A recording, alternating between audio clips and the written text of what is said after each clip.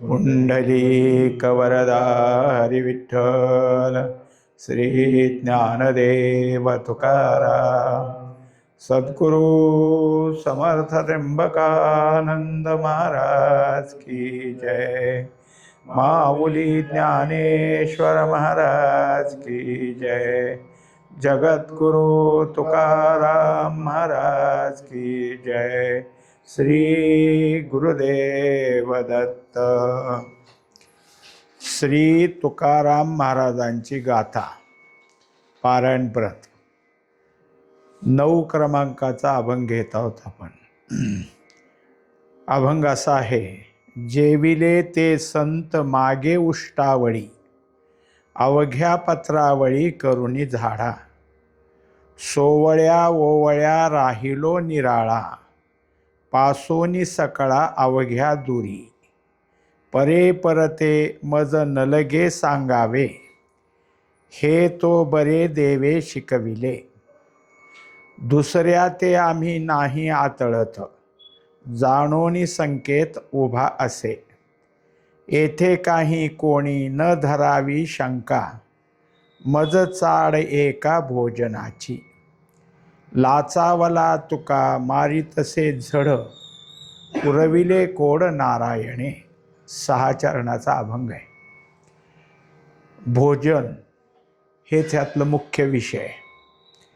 या विषयाला धरून तुकोबाराय कोणतं भोजन करतात, कोणत्या भोजनाची इच्छा आहे, तर ते भोजन आहे ब्रह्मरसाचं। त्याच्याकरता ब्रह्मरस घेण्याकरता प्रथम काय असावं लागतं, तर ब्रह्मज्ञान। आणि ब्रह्मज्ञान प्राप्ती कुठं आहे, ते ती संतांच्या जवळ आहे। म्हणून एरवी कसं असतं, तर उष्टावळी असा इथं शब्द आलेला आहे। उष्टावळी म्हणजे ताटातलं राहिलेलं शेष अन्न किंवा मुखातून बाहेर आलेलं अन्न, की जसं लहान बाळाला आई दातांनी चावून एखादा पदार्थ खाऊ घालते, किंवा पक्षी आपल्या लहान पिल्लाला आपल्या चोचीतलं भरवते, ही त्या मुखातलं उष्टच आहे। आता इथं काय समजायचं, हे ताटातलं आहे का मुखातलं आहे, तर मुखातलं आहे असा शब्द घ्यायचा। पण संत मुखातून आलेलं ज्ञान हे संताच्या मुखातून आलं म्हणून उष्टच आहे। व्यासोच्छिष्ट जगत्त्रय असं जे म्हणलं, ते व्यासाने जे बोललं ते सगळं जगताच्या ठिकाणी आहे। कितीही काळ पुढं जाऊ द्या, प्रवाहरूप जगत किती गेलं तरी जे व्यास बोलले तेच पुढं होणार आहे, म्हणजे त्यांच्या मुखातून आलं ते। आता इथं सुद्धा उष्टावळी कोणती, तर संतांची। संत मुखातून जे बोलतात कसं, तर त्यांचं अगोदरचं भोजन झालंय, म्हणजे त्यांनी ब्रह्मज्ञान प्राप्त आहे त्यांच्याकडं। अर्थात संत कसे, तर ब्रह्मज्ञानीत, आणि त्यांचं त्याच्यामध्ये तृप्त झालेलं आहे, ते त्या ब्रह्मज्ञानानं परिपूर्ण झालेले आहेत। पण हे तुमच्या आमच्यासाठी ज्ञान द्यायला आलेले आहेत। त्यांच्या ठिकाणी जे ज्ञान आहे ते इतराला द्यावं अशी जी त्यांच्या ठिकाणची इच्छा आहे ती तळमळ आहे, आणि ते मुखातून ज्ञान देतात, हे उष्टावळ आहे। आता ते उष्टावळ मिळणं हा काय आहे, की तुमच्या आमच्या सगळ्यांच्या ठिकाणी काय आहे, एक भाग्याचा भाग आहे। तेव्हा संतमुखीची अक्षरे किंवा वाक्ये किंवा सिद्धांत, प्रमाण, दृष्टांत हे सगळे कसे, तर संतमुखातून बाहेर पडणारे उष्टच आहे। संतांनी जे सिद्धांत सांगितले ते त्रिकाला बाधित आहेत, कारण ते शास्त्रनिहाय आहेत।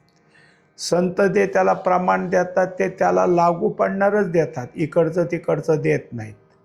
आणि त्याला दिलेला दृष्टांत थोडाफार कमी जास्ती असेल पण समर्पक आहे, त्या दृष्टांताने दुसरंच काहीतरी निर्माण होईल विचारात, असं कधीच होत नाही। हे सगळं संत मुखातून आलं, आणि ते मला प्राप्त होणं म्हणजे हे खाणं हेच माझं काय भोजन आहे। एका ठिकाणी तुकोबारायाने केलं प्रमाण दिलंय, आली मुखा वाटे अमृत वचने, उत्तीर्णता येणे नोहे जन्म। असं जर मुखावाटा आलेलं अमृत वचन आपण ऐकलं तर उत्तीर्णता। आता इथे अन्वय कसा करायचा, तर येणे उत्तीर्णता, आणि दुसरा तुकडा कसा, नवे जन्म। उत्तीर्ण झाल्यावर म्हणजे उद्धार पावल्यावर जन्म कसा, म्हणजे येणे उत्तीर्णता कशानं, ह्या वचन ऐकण्यानं. त्यांच्या मुखातून आलेली अमृत वचनं श्रवण केली तर आमच्या ठिकाणी काय श्रवणानं सुद्धा उद्धार होईल. मग उत्तीर्णता येईल म्हणजे आमचा उद्धार होईल. आणि त्याचं पुढचं काय तर नव्हे जन्म, आता पुन्हा जन्माला यायचं काही कारण पडणार नाही. हे जसं आहे तसं आणखी एका अभंगातलं एक प्रमाण आहे की तुका म्हणे शेष घेईन आवडी, वचन न मोडी बोलिले ते. आता त्यांनी जे काही सांगितलंय ते त्यांच्या मुखातला आलेला शेषच आहे, म्हणजे त्यांच्या ज्ञानानं सगळं काही आम्हाला दिलं नाही, थोडं थोडं ते देतात, ते शेष आहे. अख्खच्या अख्खं जसं एक भाकरी आपण खातो, अख्खी खाऊ काय तर घासाघासाने खातो, तसं संत महात्मेसुद्धा एकदम ब्रह्मज्ञान देत नाहीत. मग थोडं थोडं समजल असं, समजल तसं, म्हणून तो शेष आहे. म्हणजे तर काही भागाभागानं घासाघासानं आम्हाला देत असल्यामुळं शेष घेईन आवडी, हे शेष घेण्याची अत्यंत अंतःकरणापासूनची आवड आहे. आणि त्याच्यासाठी काय ते जे सांगतात तेच प्रमाण, म्हण वचन न मोडी बोलिले ते. आता त्यांनी जे सांगितलं त्याच्या व्यतिरिक्त मी दुसरं काही करणार नाही. या अभंगात सध्या चालू असलेलं उष्टावळ आपण जसं पाहिलं तर अवघ्या पत्रावळी करुणी झाडा, दुसरा तुकडा आहे पहिल्यातला. त्याच्या अगोदर आपण काय पाहिलं, जेविले ते संत, त्यांनी ब्रह्मज्ञानाचं परिपूर्ण करून मागे म्हणजे ते आता त्यानंतर आपल्याला जे ब्रह्मज्ञान देतात.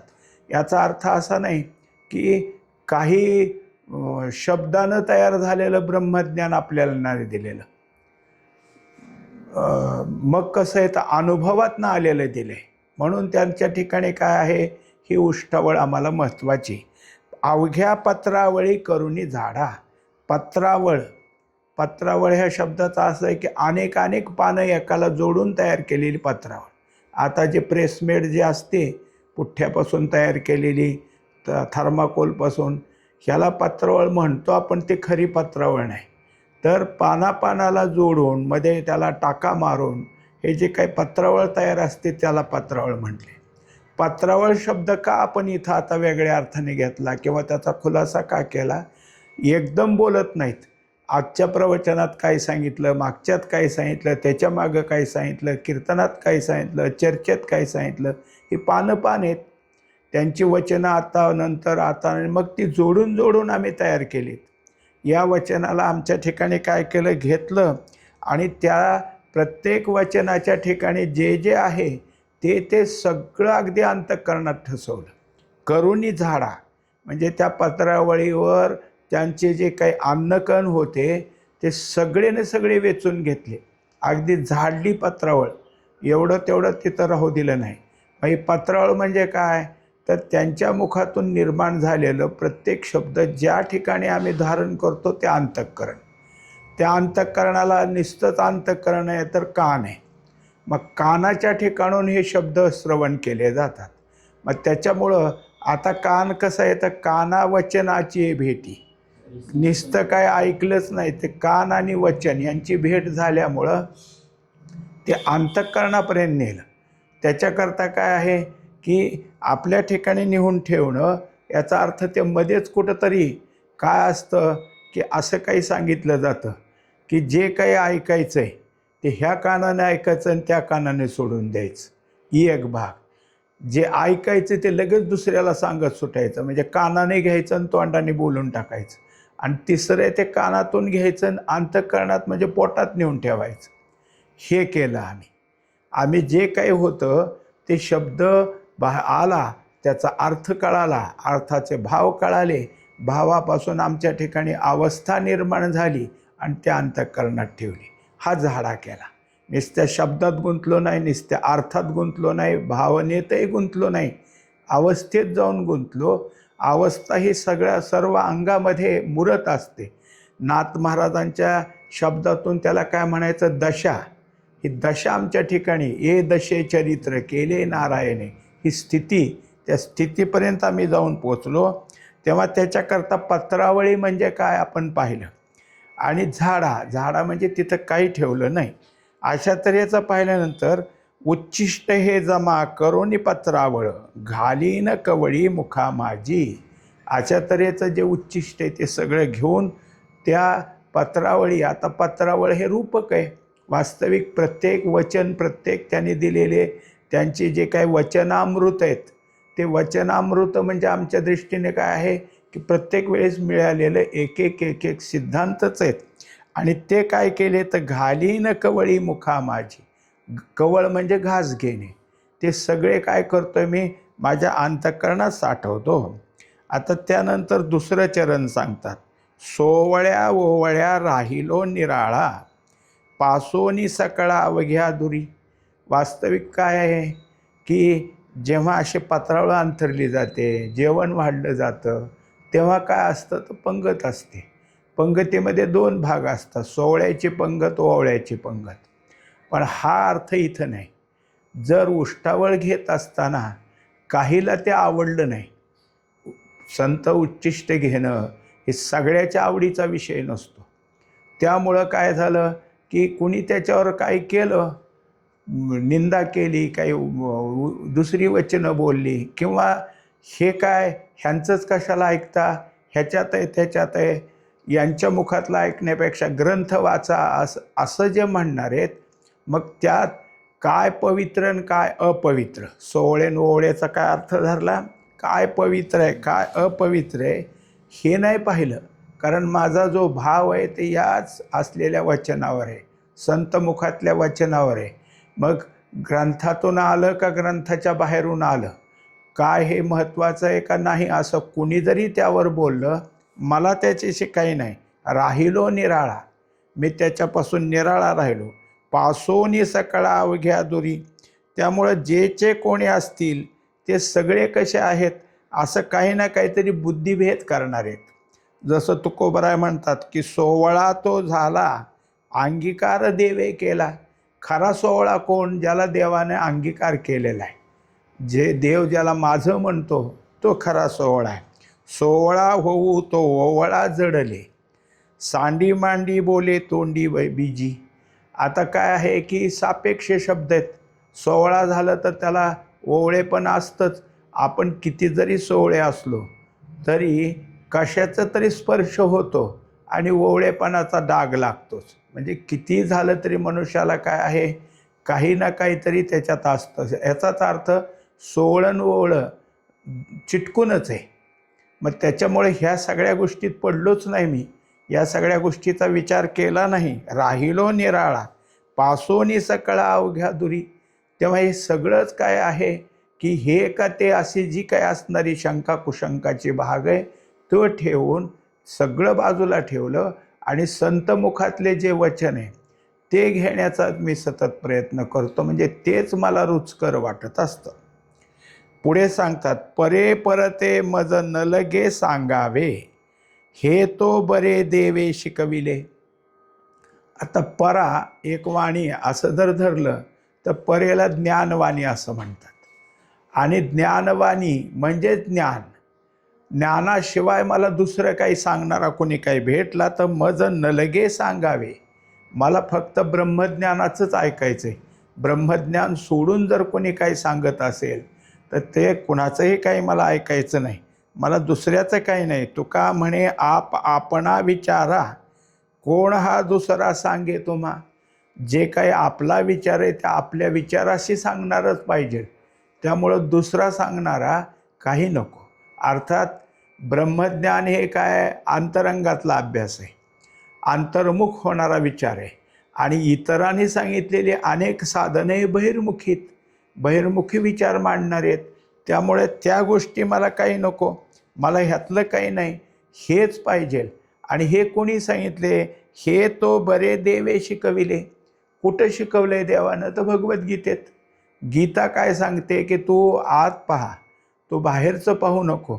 तुझ्या ठिकाणी काय आहे की जसं अर्जुनाला सांगितलं की तुला हे सगळे तुझे तुझे वाटतात, मग मी माझे करून बसला. मग आता त्या अर्जुनाने शेवटी समजल्यावर सांगितलं की मी गुंतलो होतो अर्जुनपणे, मुक्त झालो तुझेपणे. मी माझ्या अर्जुनपणात म्हणजे मीपणात आणि हे माझे यात गुंतलो होतो. मला ह्याच्याशिवाय दुसरं काही ते माहीत नव्हतं. आता ते कळालं. ब्रह्मज्ञान काय करतं, तर आम्ही कोण आहेत ह्याची ओळख करून देतं. हे दुसरं काय आहे त्याची निवड करायची नाही, निवड करायची आपल्याला. आणि हे तो बरे देवे शिकविले, हे देवानं आम्हाला शिकवलेलं असल्यामुळं याच्याशिवाय कुणी काय बोलत असेल तर आम्हाला नको. म्हणजेच संतमुखातलं भोजन हेच गरजेचं आहे आम्हाला. याच्या व्यतिरिक्त कुणी काही गोळा केलेला असेल, कोणाची काही गोष्टी आम्हाला त्यात नको, त्याचा काही विचार आमच्याजवळ नाही. मग दुसरं जे काय असेल, दुसरे जे जे कोणी असतात, माणसाला काय असतं की दुसऱ्याला शिकवणं, दुसऱ्याला उपदेश करणं हे फार आवडतं. काही असो, तो त्यातला पारंगत आहे की नाही माहीत नाही, पण दुसऱ्याला उपदेश करावा ही त्याच्या प्रत्येक मनुष्यजीवाच्या ठिकाणी ही एक काय आहे की एक खोडच असते. जसं नातरायाला एक बाई घेऊन गेले आपल्या मुलाला 10-11 वर्षाचं, ते म्हणजे हा सारखा गूळ खातोय. आता माझी परिस्थिती तशी नाही, हा रोज उठून गूळ मागितल्यावर मी ह्याला गूळ कुठून देऊ. नात म्हणले मी सांगतो त्याला, पण एक 8 दिवसांनी या. आणि 8 दिवसानं ह्या घेऊन गेल्या, कारण त्यांना गरज होती. आणलं बघा या मुलाला, बाळा हा गूळ खात जाऊ नये. ते म्हणले अहो हे एवढंच सांगायचं होतं, त्याच दिवशी सांगायचं. 8 दिवस मीच खात होतो, त्याला कसं सांगू. मी गूळ खायचा सोडून दिला ना, आता त्याला सांगायला लागलो. याचा अर्थ काय की तुम्ही लोकांसांगे ब्रह्मज्ञान, आपण कोरडे पाषाण. हे दुसऱ्याला सांगण्यापेक्षा ते काय आहे त्याच्याकरता दुसऱ्या चरणात सांगितलं. दुसऱ्या ते आम्ही नाही हातळत. आम्हाला काय आहे की दुसऱ्याच्या अधीन जायचं नाही. आम्ही दुसरे काय सांगतात हे आमच्या मनावर बिंबवणार नाही. आमच्या श्रीगुरूंनी काय सांगितलं, आमच्या संत महात्म्यांनी काय सांगितलं, संत महात्म्यांनी जे जे सांगितले ते उगीचच त्यांच्या मनात आलं असं नाही, तर त्यांच्या अनुभवातनं बाहेर निघालं. अनुभवे आले अंगा ते या जगात येत असे. म्हणून अनुभवानं परिपूर्ण असणारे ते. मग ह्याच्याशिवाय दुसरा कोणी असला तर आम्हाला त्याच्याशी काही नाही. तुकोबाराय त्याला एक प्रमाण देतात की दुसऱ्याच्या मता मिळेनासे झाले चित्ता. आता दुसऱ्याचं मत या चित्तात काय आहे चिटकून राहील असं अजिबात नाही. जसं पाणी आणि तेल दोघी द्रवरूपच आहेत, पण पाणी आणि तेल एकत्र येणार नाही, कारण ते जे काय आहे द्रव असून सुद्धा पाण्याचे स्वरूप आणि तेलाचं स्वरूप जसं वेगळं आहे, तसं ज्या अंतःकरणात ब्रह्मज्ञानाची चाड आहे, ब्रह्मज्ञानाचा विचार आहे, ब्रह्मज्ञान ऐकण्याचंच त्याच्या ठिकाणी, त्याला ही दुसऱ्यानं काही सांगितलेली मतं काही नाहीत. मनुष्याच्या ठिकाणी मतमतांतरं करून देणारे असे कितीतरी ग्रंथ आहेत. आणि शिवाय काय आहे त्या सगळ्या मतांचा अभिमान धरणारे सगळे. त्या अभिमानाप्रमाणे दुसरे कोणी जरी सांगत असले तरी त्याची काय मला काय आहे कुणाचंही काय ऐकायचं नाही. दुसऱ्या ते आम्ही नाही आतळत. आतळणं म्हणजे काय, तर त्याचं जे सांगल ते ऐकणं, त्याच्या ताब्यात जाणं. काही माणसाला असा एक आग्रह असतो, मी काय सांगतो ते ऐका, माझंच ऐका आणि तुम्ही असं करून तरी बघा, असं आग्रही भूमिका मांडतात. आता काय असतं की माणसाला असं आहे की जसं म्हणतात ना की मारणाराचा हात धरता येतो पण बोलणाराचं तोंड धरता येत नाही. मग त्याचे काय असेल ते बडबड त्याची त्याला होऊ द्या, पण त्याच्या बोलण्याला आम्ही कधीच भुलणार नाही. दुसऱ्या ते आम्ही नाही आतळत. त्याचं बोलणं ऐकून त्याप्रमाणे आमच्या ठिकाणी पुन्हा हे सगळं सोडून देऊन तसं वागणं होईल असं कधीच नाही. जाणोनी संकेत उभा असे. तेव्हा हे सगळं काय आहे तर ह्याची खून पटलेली. संकेत ह्याचा अर्थ खून आहे. ते आमच्या मनात पक्कं झालेलं आहे की काय असलं पाहिजे, काय ऐकलं पाहिजे, काय ऐकणं ठीक आहे. मनुष्याच्या ठिकाणी ब्रह्मज्ञानाव्यतिरिक्त इतर गोष्टी जर ऐकल्या तर त्या काय आहेत, तुकोबाराय म्हणतात ह्या चावटीत. म्हणजे इतर गोष्टी म्हणजे चावटी. इतर गोष्टीचं बोलणं ऐकणं म्हणजे आपल्या ब्रह्मज्ञानावर आपण काय करणं, काही ना काहीतरी झाकण टाकणं. जसं एखाद्याने काय आहे की हिऱ्याची अंगठी केली, हिऱ्याचा खडा त्यात बसवून, आणि कुणीतरी पाहिल म्हणून खिशात घालून हात खिशात घालायचा आणि चालायचा. मग आता त्यात दुसऱ्याला वाटलं असं का का करतो हा, तर म्हणला अंगठी आहे आणि त्यात हिरा आहे, मग हात का झाकतो, दुसरे कोणी बघतील. आता त्या दुसऱ्या बघण्याचं काय घेणं देणं आहे, त्याच्याशी काय आहे की आपल्याला पाहिजे का पाहिजे ह्याचा आपण ठरवल्यामुळं आपल्याला दुसऱ्यांचा विचाराचं काही नाही. जसं आपण काय ऐकायचं आहे तो आपली खूण, आपला तो संकेत आहे. आपल्याला काय पाहिजे ते आपण ठरवलं आणि त्या निवडीप्रमाणे आपण त्या ठिकाणी असलो की तिथं स्थिर राहणं, निश्चय करणं झालं. माझा निश्चय त्याच वचनाशी, तेव्हा दुसऱ्या कोणी सांगितल्याचं माझ्या ठिकाणी काही होत नाही. माझं जे निश्चित झालं आहे मग तेच आहे, तेव्हा या ठिकाणी मला तेच पाहिजे. येथे काही कोणी न धरावी शंका, मज चाड एका भोजनाची. तेव्हा कुणीही काही नको. मनुष्याच्या ठिकाणी काय आहे की एखादी गोष्ट सांगत असला आणि जर तो ऐकत नसला तर काही ना काहीतरी त्याच्यावर शंका घेतली जाते.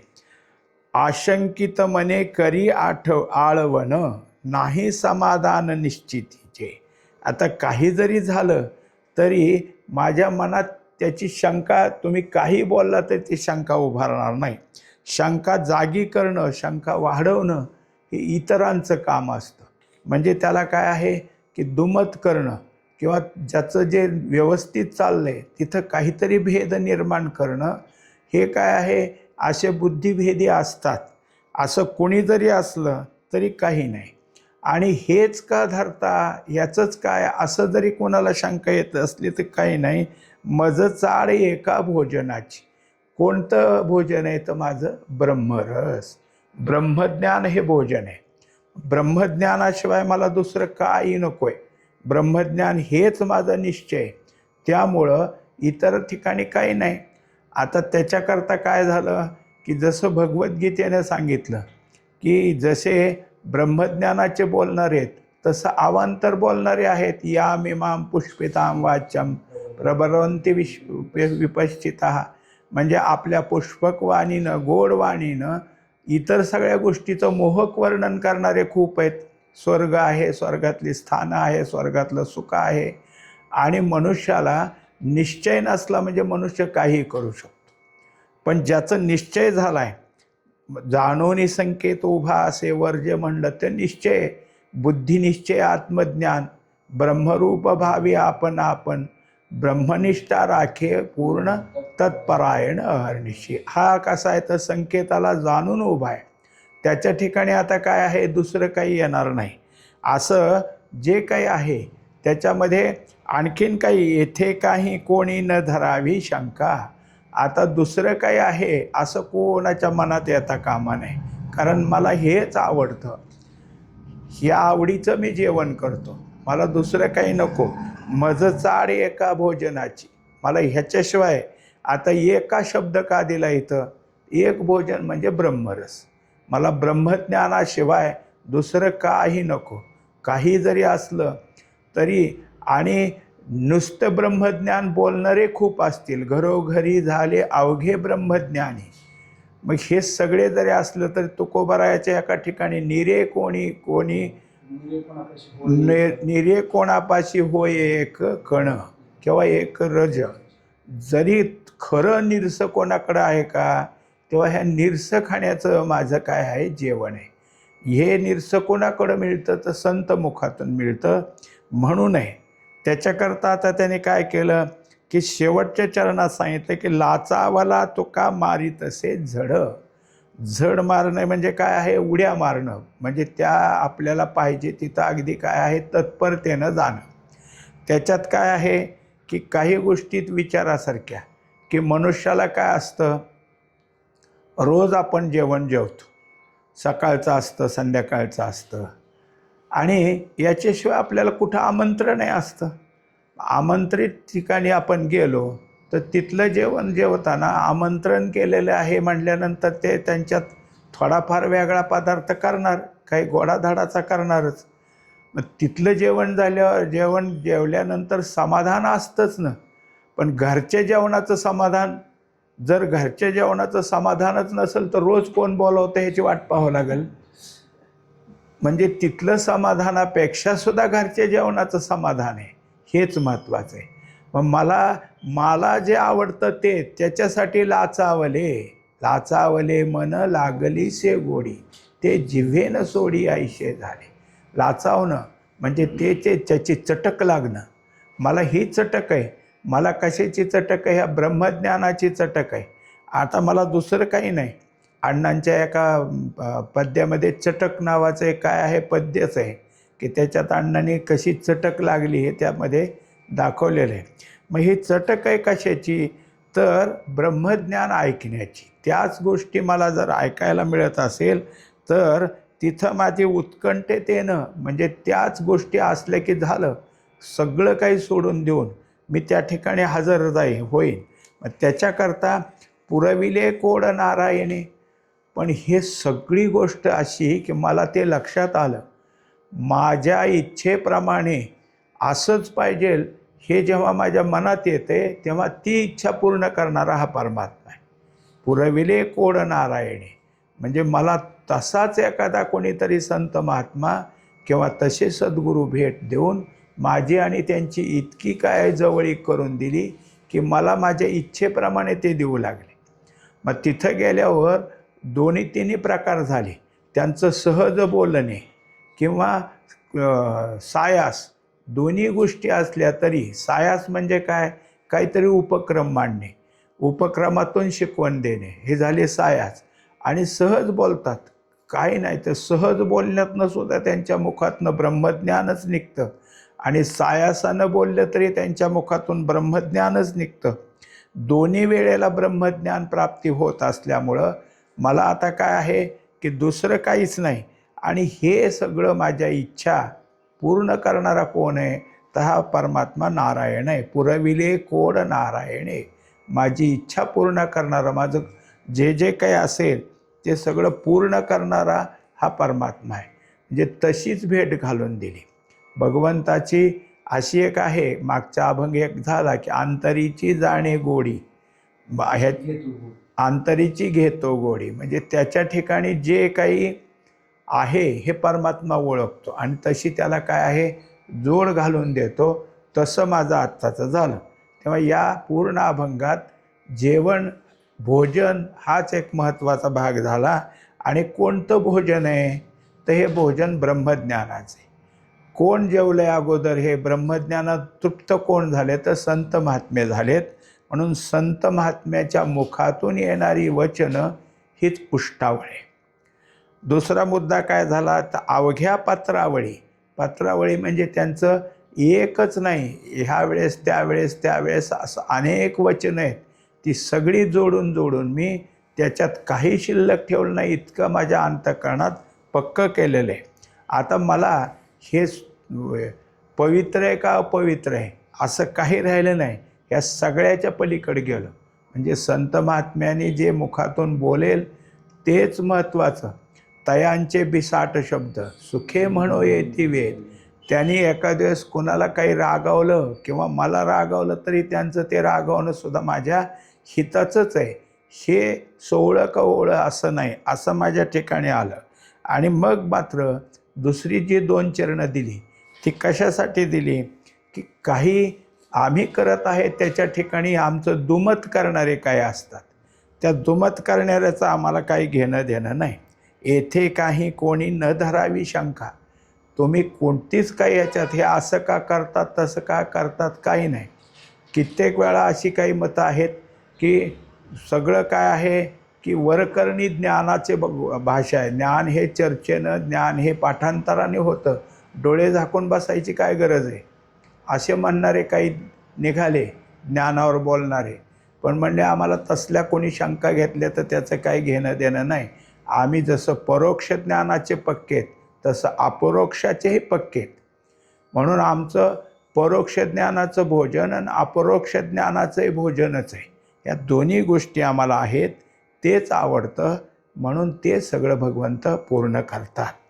पुंडलिक वरदा हरी विठ्ठल, श्री ज्ञानदेव तुकाराम, सद्गुरु समर्थ त्र्यंबकानंद महाराज की जय. माऊली ज्ञानेश्वर महाराज की जय. जगद्गुरु तुकाराम महाराज की जय. श्री गुरुदेव दत्त.